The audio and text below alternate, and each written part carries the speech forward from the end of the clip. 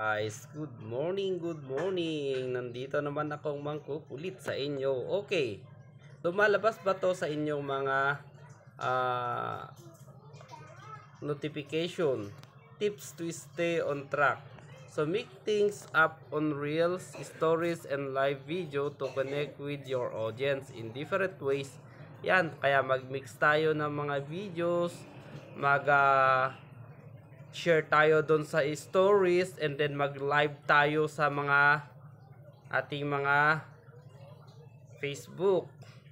So, halimbawa, yung reels mo, share mo na rin sa stories mo. Dito naman, create original content for the most distribution. Okay, pag mag-create ka ng mga original content mo, mas lalo pang i-spread ni Facebook kung lahat yung mga pinopost mo sa inyong mga reels ay original talagang nanggaling sa inyo, mas i-spread pa ni Facebook. So, comment on other creator content to show support and build community. So, mag-comment ka na rin sa mga other creators, and then support mo na rin sila, or halimbawa mag-share ka ng mga videos nila and then mag-comment ka sa kanilang video. Dito na rin sa baba. Ask question or create polls to learn about your audience and spark discussion. Depende na rin sa inyo kung gagawa ka ng ganito. Mga polls sa inyong mga messenger or message.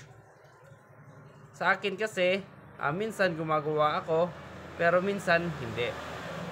Dito naman, respond to comment on your post to keep conversation going. Okay, halimbawa, pag nag-comment din sila sa inyong mga post, mag-respond ka naman.